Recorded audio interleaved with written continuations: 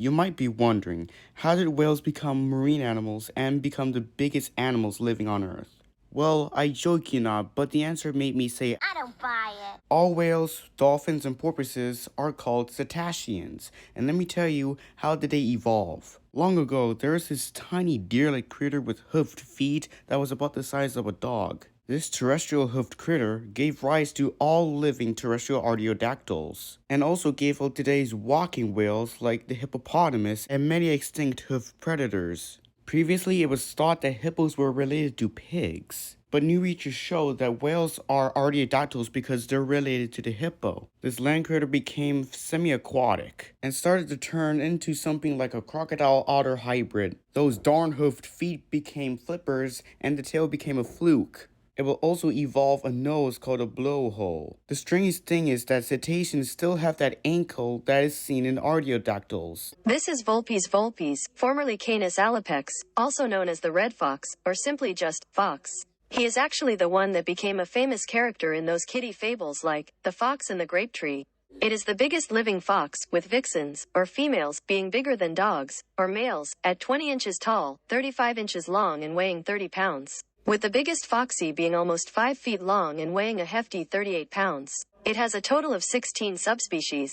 Even though these foxies are typically an American animal, there are also reddies found in Eurasia and North Africa.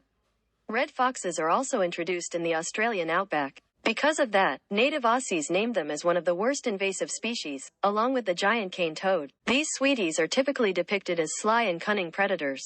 Although typically seen to be so dang cute, they can be deadly and can carry rabies. A cool act red foxes can do is jumping 6 feet off the ground and hitting their head onto the snow.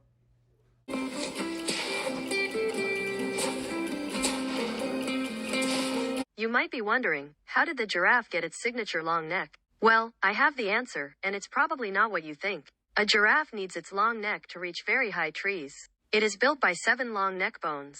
And the neck, alone, can stretch 7 feet long, making it the longest animal neck. So, if you think it got its neck just by having its head stuck in a tree and stretching its neck really hard, well, the answer is a big fat no! Scientifically speaking, the only way it got its neck is actually from evolution. You see, all land artiodactyls today came from a dog-sized deer-like mammal, which also gave rise to the cetaceans and hippopotamuses of today. The closest ancestor to the giraffe was Canthomeryx. The giraffe evolved from awkward antelope-like ruminants, which also brought rise to the most awkward animal, the okapi, which was previously named as a horse. These two mammals are both placed in the Pecora order. As it got taller, its neck stretched longer. And that's how the giraffe got its long neck. This is a Tasmanian devil, nature's rage quitter. In cartoons, it is depicted as a crazy madman that spins around in a tornado. But oh no. In real life, it is a cute little critter that rages with aggression. These hot dogs reach 24 inches long and weigh 20 pounds, making them the largest living carnivorous marsupial, beating the previous record holder, the Tasmanian tiger, which was larger but went extinct in 1936. Even though they look cute, they can turn aggressive to an animal. They actually have the strongest bite compared to body weight. They can crush bones with a force 10 times their own weight. 10 devils are powerful enough to take down a 100-pound, 4-foot-tall kangaroo. The name devil came from their aggressive attitude, red ears and sharp teeth, making them a literal puppy from hell. Yeah, exactly. It was previously classified as an opossum, until it was recently said to be a type of marsupial shrew, related to quolls. It was originally found in all over Australia, until it went extinct there. It is now endangered. You may be asking this. What in God's name is a nilgai? Well, listen carefully. A nilgai is a large antelope found in Asia. It is Asia's largest living antelope, stretching 7 feet long, standing 5 feet tall and weighing 635 pounds, with the heaviest nilgai bull weighing almost 700 pounds. Like, wow. The word nilgai actually means blue cow in Hindi language. That's because it looks like a small buffalo with blue fur. While the bull is typically colored in a bluish-gray tone, the female has a kinda traditional fur color, light tan brown. It is the only surviving member of the genus Bosilophus, means in ox deer in Greek and Latin languages.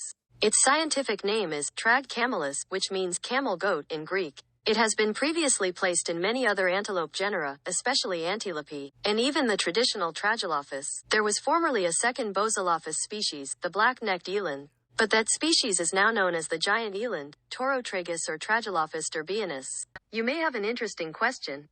How did the camel get its signature hump or humps? Well, I have an answer that will explode your mind. You see, a camel one hump or two humps are, contrary to popular belief, not made up of water. It's really just made up of meat that helped the camel survive several months without eating or drinking. Whoa. So, if you think that a camel got its hump or humps from being so dang idle that a genie actually made its back rise up into a bump, well, the answer is just no! It was previously thought that these artiodactyls were related to ruminants like cattle. But newer studies say that camels are more likely related to hippopotamus amphibious than ruminants.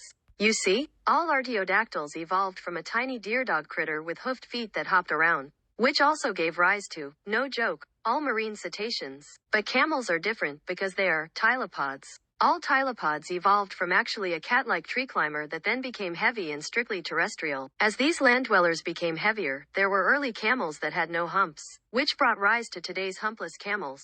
While other early camels had a ridged or rounded back, which is how a camel got its signature hump or humps. Yeah, exactly. This is a rhinoceros, nature's armored tank. A rhinoceros, or simply just rhino, is one of the strongest large land mammals on Earth. There are 4 genera of living rhino that make up 5 species. Diceros, which only has a single species, the black rhino. Ceratotherium, which also has only a single species, the white rhino. Dicephorhinus, which, just like the other 2, has just one species, the Sumatran rhino, which looks like a smaller almost hairless version of the extinct woolly rhino, and the type genus, Rhinoceros, which holds 2 species, the nearly extinct Javan rhino and the Indian rhino. The smallest can surpass 1,100 pounds or half a ton and stand 4 feet tall, while the largest can be taller than a 6-foot-tall man and weigh 5 tons or 4.5 metric tons. They are called rhinoceroses to describe their signature nasal horns. The bull can use his horn or horns to dig and fight off enemies. Their thick skin appears to look like plates of armor.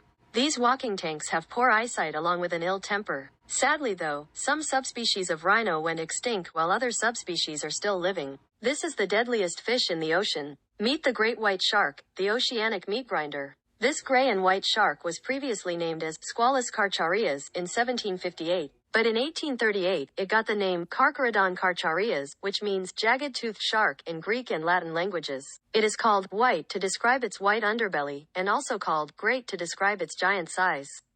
In fact, it is the biggest living predatory fish, with females being larger than males, at 20 feet long and 2 tons or 1,800 kilograms, with larger females at 23 feet long and 3 tons or 2,700 kilograms. As well as unverified sharks measuring 43 feet long and 10 tons or 9,000 kilograms that are sometimes considered to be a living megalodon, which is an extinct shark. It is a fast and formidable predator of the seas. Its strong jaws are spiked with strong and serrated teeth. With a bite force of 4,000 pounds per square inch, it can bite clean through a shark cage. It is also cannibal, as it can eat other sharks. It is the inspiration of the 1975 movie Jaws. But even though typically depicted as an unstoppable man-eater, it rarely eats people. But please stay away from this shark, because it can kill any water animal in its path, especially giant whales, even though it has been killed by Orcinus orca. You might have a question: how did the elephant get its signature trunk? Well, the answer might shock you. An elephant needs its trunk to do many things, such as drinking water, and even picking something up. When it's born, its trunk just hangs there motionless until it becomes an adult. At that time, it will have the longest animal nose, at 7 feet long. So, if you think that it got its trunk because a crocodile bit its nose and stretched it very hard, well, the answer is a big fat no! The real reason to how it got that trunk for a nose is because of evolution. It is a proboscidean, which is a type of tethitherian. It descended from a small hoofed rodent-like mammal, which also gave rise to its closest relatives, the hyrax and the manatee. That mammal brought out a hippo-like creature called Erytherium. It did not have a trunk, just an ordinary nose, but it did have protruding canines that will later become elephant tusks. Later, it will grow a flexible taper like proboscis used for grabbing branches. Then later on, that proboscis would eventually become the elephant handy-dandy nose called a trunk. I see that you're asking a question: what is a pachyderm? Well, this will make you question everything about pachyderms. According to a dictionary, a pachyderm is a large mammal with thick skin and hoofed feet. There was previously thought to be 5 types: elephants, rhinoceroses, hippopotamuses, tapirs, pigs and even horses.